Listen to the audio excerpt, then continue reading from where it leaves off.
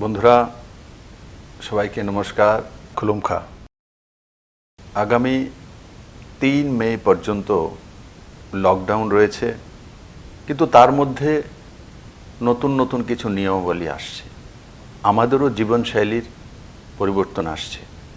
ধীরে ধীরে আমরা লকডাউন থেকে বেরিয়ে নিজেদের জীবনচর্চা কিভাবে স্বাভাবিকভাবে রাখতে পারি সেই দিশাতে কেন্দ্র সরকারের দিশা নির্দেশিকা রাজ্য সরকারের কাছে এসে পৌঁছেছে। বন্ধুরা, সিঙ্গেল দোকান মানে একটি দোকান গলি মহল্লাতে, যেখানে হয়তো বাড়ির সামনে একটি দোকান রয়েছে বা মহল্লাতে একটা দোকান রয়েছে, সিঙ্গেল ডিস্টেন্স রয়েছে, সেই দোকানগুলো খোলার অনুমতি কেন্দ্র এবং রাজ্য সরকার দিয়েছে। গ্রামীণ অঞ্চলে বাজার খোলার অনুমতি কেন্দ্র এবং রাজ্য সরকার মিলিতভাবে দিয়েছে। কিন্তু এটা খেয়াল রাখতে হবে, গ্রামীণ বাজার খুলব, দোকান খুলব, কিন্তু তার মধ্যে সোশ্যাল ডিস্টেন্সিংয়ের যে নিয়মাবলী রয়েছে সেগুলোকে কঠোরভাবে পালন করে নিজ নিজ দায়িত্ব আমরা সম্পূর্ণভাবে নিভাব। বন্ধুরা, সরকারের সঙ্গে সঙ্গে জনতার দায়িত্ব রয়েছে। জনতার দ্বারাই সরকার তৈরি হয়, সরকার তার বাইরে কোনো কিছুই নয়। বাজারগুলো যখন আমরা খুলব, তখন সেই বাজারগুলো সোশ্যাল ডিস্টেন্সিং মেনটেন করার জন্য যে নিয়মাবলী রয়েছে সেগুলোকে সঠিকভাবে পালন করার জন্য আমি আজকে বাজার কমিটিগুলোর কাছে আগ্রহ প্রকাশ করব এবং বিনম্রভাবে নিবেদন করব যে আমরা পুলিশ নির্ভরশীল না হয়ে ভলেন্টিয়ার নির্ভরশীল ব্যবস্থা তৈরি করি। সেটা আমাদের পার্মানেন্ট ব্যবস্থা হবে। পুলিশ আমাদের পার্মানেন্ট ব্যবস্থা নয়, পার্মানেন্ট ব্যবস্থা হবে ভলেন্টিয়ার ব্যবস্থা। আমাদের নিজেদের মধ্যে থেকে বাজার কমিটির পক্ষ থেকে কিছু ভলেন্টিয়ার নির্ধারিত করা এবং সোশ্যাল ডিস্টেন্সিংয়ের যে নিয়মাবলীগুলো সেগুলো স্বাস্থ্য দপ্তরের কর্মীদের সঙ্গে বা পুলিশ দপ্তরের যারা কর্মী রয়েছেন তাদের সঙ্গে আলোচনা ক্রমে সেই গাইডলাইনকে মেনে আলাদা আলাদা বাজারগুলোর মধ্যে ভলেন্টিয়ার নিযুক্ত করা ওর তার জন্য সোশ্যাল ডিস্টেন্সিং মেনটেন করে বাজারগুলোকে সঠিকভাবে পরিচালনা করা, স্থায়ী দায়িত্ব নিয়ে নেওয়া। স্থায়ী দায়িত্ব যে জীবনভর যতদিন পর্যন্ত বাজার থাকবে, যতদিন পর্যন্ত আমরা বাজারে যাব, ততদিন পর্যন্ত আমরা এভাবেই চলবো, এর বাইরে ত্রিপুরা যাবে না। মাস্ক, আজকে বাড়িতেও মাস্ক তৈরি হচ্ছে, অনেক সেলফ হেল্প গ্রুপগুলো তৈরি করছে। ত্রিপুরাতে একসময় মাস্কের জন্য আমাকে অনেক চিন্তা করতে হচ্ছিল যে মাস্ক কোথায় পাবো, কিভাবে আসবে, কিন্তু আজকে ত্রিপুরার ঘরে ঘরে মাস্ক তৈরি হচ্ছে। তো মাস্ক ইউজ করা, আগরতলা কর্পোরেশন এবং বাকি যে 19টি লোকাল বডি রয়েছে, মিউনিসিপ্যাল কাউন্সিল, সেগুলোর মধ্যে কোনোভাবেই আমরা যত্রতত্র থুতু ফেলব না এবং ইউরিনালে যাব না বাইরে। তার জন্য রাজ্য সরকার জরিমানার ব্যবস্থা করেছে। এখানে সেখানে যদি আমরা থুতু ফেলি তো আমাদের উপরে আর্থিক জরিমানা হবে। আমি আশা করি কাউকে জরিমানা দিতে হবে না। আমরা সেই ব্যবস্থাকে, যেভাবে করোনাকে আমরা জয়ী হয়েছে ঠিক এই ব্যবস্থাকেও নিজের জীবনে লাগু করে দেব এবং ত্রিপুরার কোনো জায়গাতে, শুধু লোকাল বডি নয়, গ্রামে গঞ্জে কোনো প্রান্তে আমরা থুতু ফেলবো না, যত্রতত্র পেশাব করার জন্য দাঁড়াবো না। যেখানে নির্ধারিত স্থান রয়েছে সেখানেই যাব।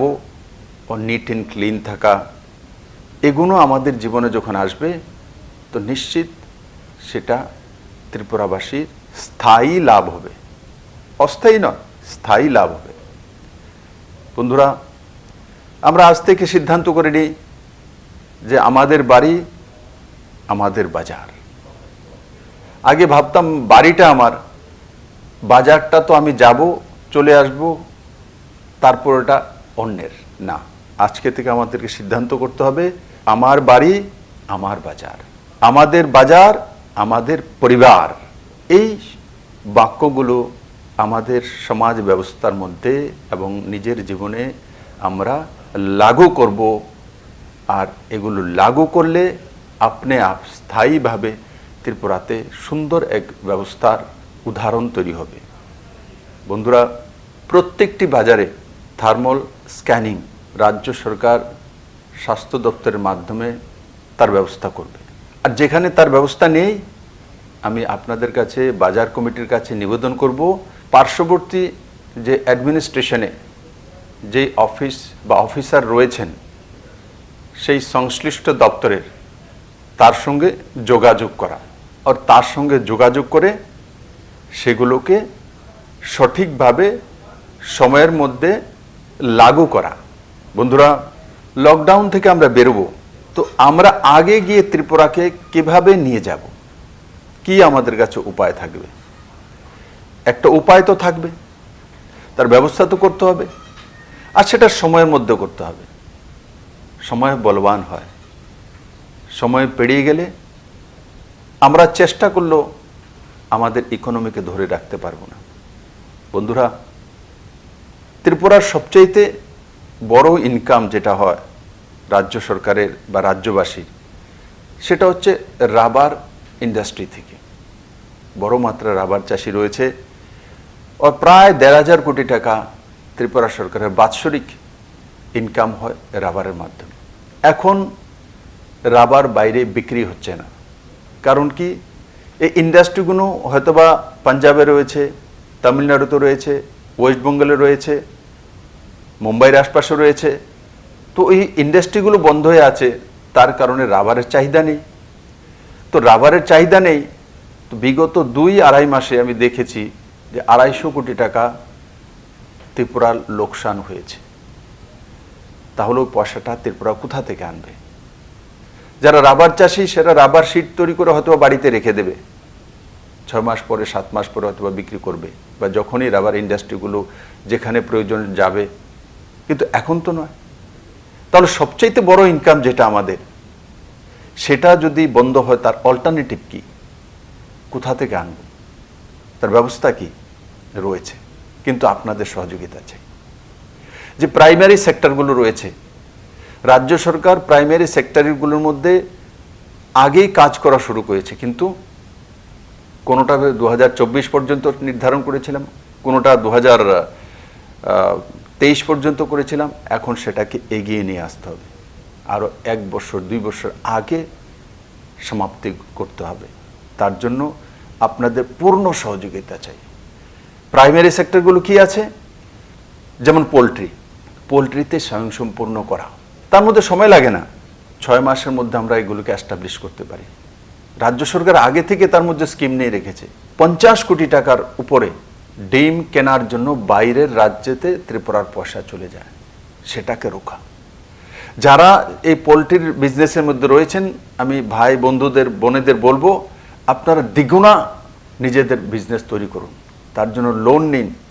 তার জন্য রাজ্য এবং কেন্দ্র সরকারের যে যোজনাগুলি আছে সেগুলোকে লাগু করুন। সাবসিডাইজড লোন রয়েছে মহিলাদের জন্য, SC STদের জন্য, সেগুলোকে লাগু করুন। হয়তোবা অনেক সময় বলা হয় যে আমি তো লোন নেওয়ার জন্য গিয়েছি, অনেক অসুবিধা হচ্ছে, দিচ্ছে না, আমি তো মন্ত্রীর বাড়িতে গিয়েছি, আমি MLA বাড়িতে গিয়েছি।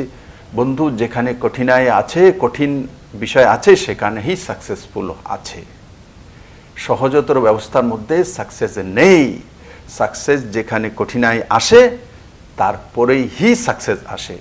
তার জন্য যেখানেই দেখবেন বাধা পেয়েছেন, তো মনে রাখবেন সাকসেস আপনার জন্য সেই বাধার পেছনে দাঁড়িয়ে আছে। বাস ওটাকে ক্রস করে এগিয়ে যাওয়া। আর এগিয়ে যাওয়ার জন্য মাধ্যমগুলো রয়েছে, এই মাধ্যমগুলোকে অতিক্রম করে যেতে হবে, তবেই তো আপনি সাকসেসফুল ব্যক্তি হবেন। আর আমার পূর্ণ বিশ্বাস, যারা এই সেক্টরে রয়েছেন, ওনারা আজকে থেকে সিদ্ধান্ত করবেন কিভাবে সেই দুগুণা ইনকাম করা যেতে পারে। নিজেরও ইনকাম হবে, রাজ্যেরও লাভ হবে।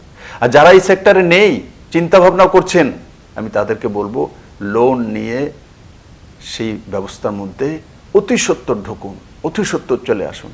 প্রাইমারি সেক্টরগুলি ত্রিপুরাকে ডেভেলপ করতে পারে, এটাই ত্রিপুরার ইকোনমিকে ধরে রাখবে। অ্যানিম্যাল হাজব্যান্ডারি, রাজ্য সরকার ডেয়ারি ডেভেলপ করার জন্য কাজ করছে, বিভিন্ন স্কিম ঘোষণা করেছে। 2023 পর্যন্ত গায়ের লোন দেওয়ার ব্যবস্থা, তার মধ্যে ইন্টারেস্ট ফ্রি, ক্লাস্টারে করা। আপনারা সবাই জানেন। আজ থেকে সিদ্ধান্ত করে নিন যে আমার যদি সামর্থ্য রয়েছে, লোন নিয়ে নাবার্ডের লোনে 30% সাবসিডি, মহিলাদের জন্য 35% সাবসিডি, তারপরে SC STদের জন্য সাবসিডাইজ ব্যবস্থা রয়েছে। সেই ব্যবস্থাগুলোকে কাজে লাগিয়ে নিজের ঘরে 2-3টা গাই পালা। 1 বছরের মধ্যে ইনকাম দিচ্ছে আপনাকে, উইদিন ইয়ার। আর কোনো ইন্ডাস্ট্রি লাগালে 1 বছরে আমাকে ইনকাম দিতে পারবে না বন্ধু। একটা বড় ইন্ডাস্ট্রি লাগালে 5 বছর, 7 বছর, 10 বছর লেগে যায়। আর এইখানে ত্রিপুরাতে 1100 কোটি টাকা বাইরে চলে যায় দুগ্ধ শিল্পে। এই 1100 কোটি টাকার মধ্যে কমসে কম 300 কোটি টাকা তো আপনারা রুখতে পারেন গাই পেলে। সাবসিডাইজ লোন আছে। অনেকে ভাবে যে গাই পালা কঠিন কাজ, শহরে কিভাবে পালবো। আমি শহরেও দেখেছি। আমার বনমালীপুরে এক বোনের বাড়িতে আমি প্রথম গিয়েছিলাম রবিবারে দুপুরে খাওয়ার জন্য। তখন দেখেছিলাম আমার সেই দিদি সরকারি চাকরিতে ছিলেন, রিটায়ার্ড হয়ে গেছে, কিন্তু দিদি আগরতলা আসলে বনমালীপুরের মধ্যে নিজের বাড়িতে গাই পালেন। যদি বনমালীপুরে শহরের মধ্যে পালতে পারে, গ্রামে কেন পালতে পারবে না?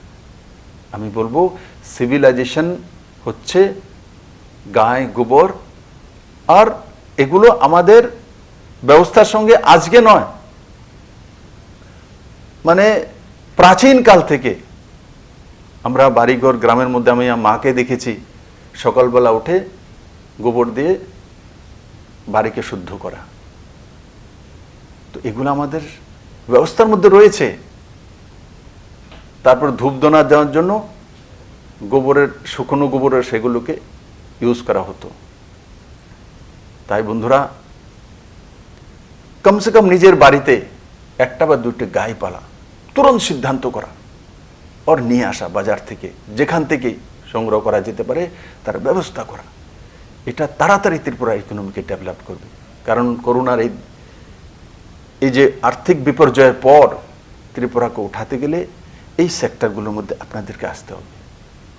আর আপনারা নিশ্চিত আসবেন, ও ত্রিপুরার ইকোনমিও ঠিক থাকবে। বন্ধুরা, হর্টিকালচার সেক্টর বড় সেক্টর।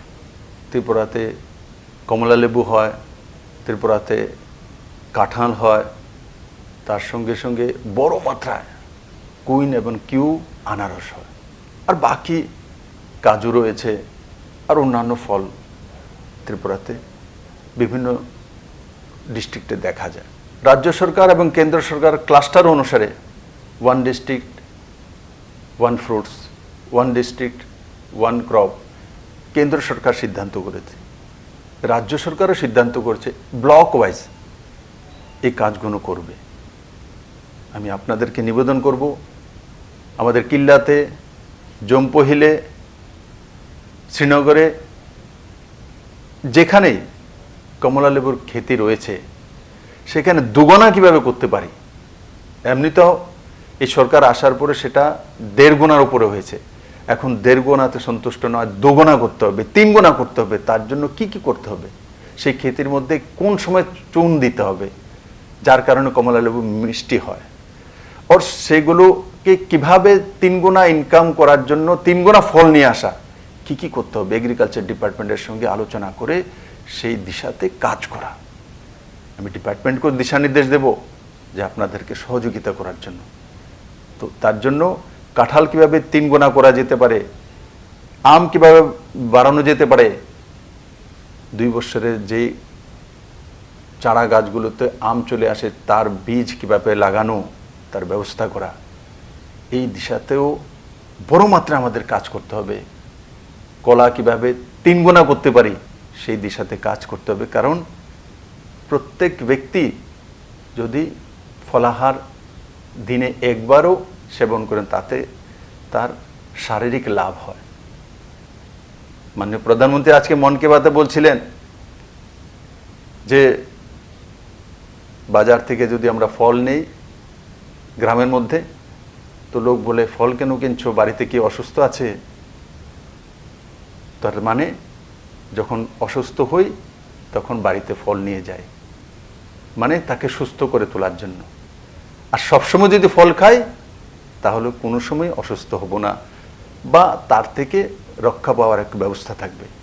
তাই আমি হর্টিকালচার সেক্টরে যারা কার্যরত রয়েছেন তাদেরকেও বলবো যে আপনারাও এই কর্মযজ্ঞের মধ্যে আপনারা আপনাদের ভূমিকা পালন করবেন এবং সরকারের যে নিয়ম নীতি আছে সেগুলোকে লাগু করে ত্রিপুরার ইনকাম 2 গুণা 3 গুণা 4 গুণা বাড়াবেন। ফ্লোরিকালচার ত্রিপুরাতে কোনোদিন কেউ কল্পনা করেনি যে ফুলের চাষ করব, ফুল বিক্রি করব, রোজগার করব। ত্রিপুরাতে এমনও লোক আছে মান্থলি 2 লাখ টাকা ইনকাম করে ফুলের ব্যবসা করে। 2 লাখ টাকা মাসিক ইনকাম ফুলের ব্যবসা করে। কেউ আজ থেকে 10 বছর আগে কল্পনাও করেনি যে ত্রিপুরাতে ফুলের বিজনেস করব আর মাসে 2 লাখ টাকা ইনকাম করব। আজকে ত্রিপুরা সেই জায়গায় চলে এসছে। আমরা রাজ্য সরকার থেকে সিএম রিলিফ ফান্ড থেকে 700 ফুল চাষিকে 2000 টাকা করে দেওয়ার ব্যবস্থা করেছি। তো 700 ফুলের চাষি তো রয়েছে, তার সঙ্গে মাঝখানে ট্রেডিংও অনেক লোক রয়েছে। তো মূল চাষি 700 যদি থাকে তো 700 ফ্যামিলি, তো ওই 700 ফ্যামিলিকে এখন থেকে সেই কাজগুলো শুরু করতে হবে যে যে ফুল দুগুণা তৈরি করা, কারণ ফুল কিন্তু বিক্রি হবে। লকডাউন খোলার পর ফুল বিক্রি হবে, আর ফুল অতি সহজে কার্গোতে কলকাতায় চলে যেতে পারে, দিল্লিতেও চলে যেতে পারে, আর পার্শ্ববর্তী রাষ্ট্রও যেতে পারে। আখাউড়া বর্ডার দিয়ে ঢাকা পর্যন্ত অনায়াসে 1.5-2 ঘন্টা বাইকারে পৌঁছে যেতে পারে। তো সেই বিজনেসের মধ্যে চলে আসা, কারণ ফুল সিজনাল, আপনাকে ম্যাক্সিমাম 6 মাসের মধ্যে রোজগার দিয়ে দেবে, ম্যাক্সিমাম। তার সঙ্গে সঙ্গে এগ্রিকালচার সেক্টর, আজকে ত্রিপুরাতে লকডাউনের কারণে পাতা ফসল বিশেষভাবে লোকসান হয়েছে, বাজারে হয়তো বা সঠিকভাবে চেইনে আসতে পারছে না।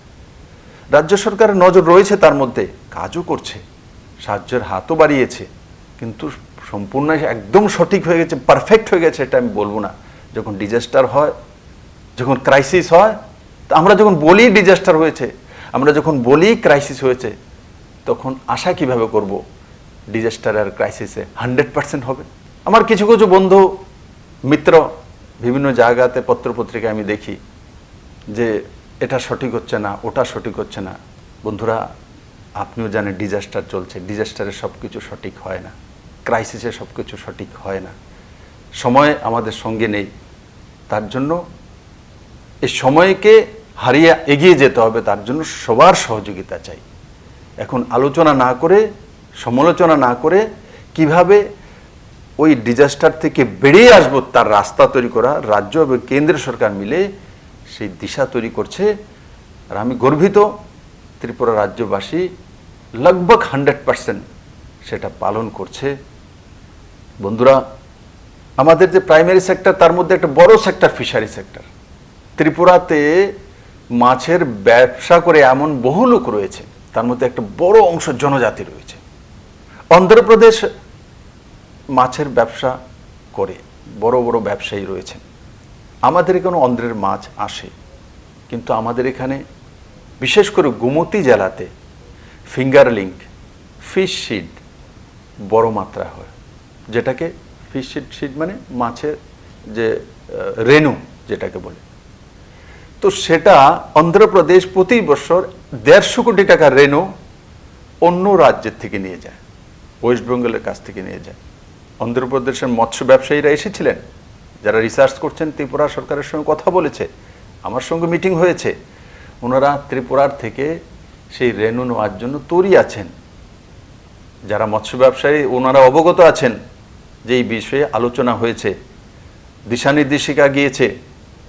আমি সমস্ত মৎস্য ব্যবসায়ীদের বলবো, আপনারা এই 150 কোটি টাকা যে অন্ধ্রপ্রদেশ অন্য রাজ্যের থেকে রেনু নিয়ে যাচ্ছে, সেই রেনু কেন ত্রিপুরা থেকে যাবে না? ওনারা তো তৈরি আছেন।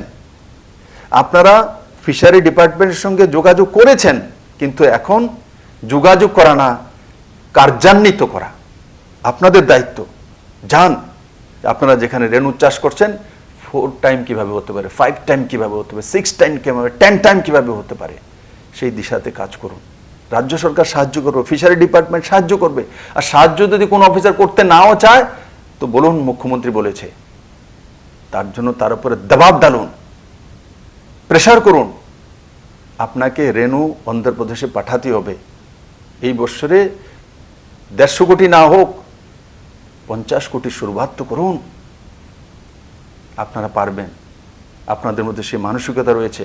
এখানে বহু ফিশারির যে কাজ করছেন আমার ভাই বোনেরা, সাকসেসফুল ব্যক্তি ত্রিপুরাতে রয়েছেন, নিজের উদ্যোগে সাকসেস হয়ে দেখিয়ে দিয়েছেন।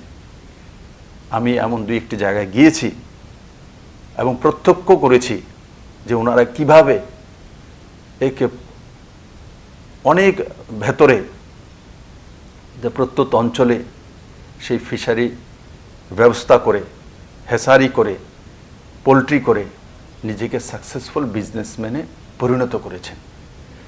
যদি আগরতলা থেকে 70 কিলোমিটার ভেতরে করতে পারে তো শহরতলির আশপাশে যারা রয়েছেন এরা কেন পারবেন না? বন্ধুরা, fishery sector, animal husbandry sector, agriculture sector, sericulture sector, floriculture sector, এই সেক্টরগুলি ত্রিপুরাকে রোজগার এনে দেবে। আর আমি যে বিষয়গুলো বললাম এগুলোর মধ্যে যারা যারা বিজনেসে রয়েছেন ওনারা আজকে থেকেই সিদ্ধান্ত করে নিন। মাননীয় প্রধানমন্ত্রী বলছে কৃষকদের আয় দুগুণা, আমি বলবো দুগুণা নয়, যারা এই সেক্টরে রয়েছে আমার ত্রিপুরাবাসী, ত্রিপুরার কৃষকরা, ত্রিপুরার নজওয়ানরা, ত্রিপুরার বোনেরা, ত্রিপুরার বুজুর্গরা, ওনারা দুগুণা নয়, আমরা 10 গুণা করে দেখাতে পারবো। ত্রিপুরার মধ্যে সে তাকত রয়েছে। আর আমি বিশ্বাস করি লকডাউন থেকে একদিকে বেরোবো তো বেরোনোর পরে খালি হাতে বেরোবো না। ত্রিপুরাশ্রী মায়ের পুণ্যভূমি, ত্রিপুরা খালি হাতে বেরোবে না। লকডাউন থেকে কিছু শিখে আর তার সঙ্গে পুঁজি নিয়ে বেরোবো। তার পুঁজি কি? এই যে লকডাউন সঙ্গে বেরোবো, একদিকে ধীরে ধীরে বেরোবো আর আরেকদিকে আমাদের যে প্রাইমারি সেক্টরের যে ইকোনমিকে কিভাবে ডেভেলপ করতে পারি সেটাকে কার্যান্বিত করতে করতে আমরা স্টেপ বাই স্টেপ আগে যাব। আর ত্রিপুরার ইকোনমিকে কোনোভাবেই ডাউন হতে দেব না। যেটা আমরা সিদ্ধান্ত করে নিয়েছি যে মডেল ত্রিপুরা তৈরি করব, সর্বশ্রেষ্ঠ ত্রিপুরা তৈরি করব, তার থেকে এক পাও আমরা পেছনে যাব না। কিন্তু আপনাদের সাথ চাই। আর আমার পূর্ণ বিশ্বাস যে আপনারা আমাদের সাথ দেবেন এবং আপনারা সেটা করতে সক্ষম হবেন এবং আজকে থেকেই আপনারা সেই দিশায় লেগে যাবেন যে কিভাবে ত্রিপুরাকে ডায়েরিতে পরিপূর্ণ করা যায়, কিভাবে ত্রিপুরাকে অ্যানিম্যাল হাজবেন্ডারিতে পরিপূর্ণ করা যেতে পারে, ফিশারিতে। আর যেই প্রাথমিক সেক্টরগুলির নাম আমি গুনিয়ে দিলাম তার মধ্যে আপনারা আজ থেকে সিদ্ধান্ত করে নেমে পড়ুন। দুনিয়াতে কঠিন কোনো বস্তুই নেই। আর আপনার জীবনে আবারও বলবো, বাধা এসেছে, জিত আপনার নিশ্চিত। আর বাধা এসেছে, পেছনে চলে গেছেন তো আপনার জীবনে হার নিশ্চিত থাকবে। আর তার সঙ্গে সঙ্গে ডিপ্রেশনের শিকার হবে।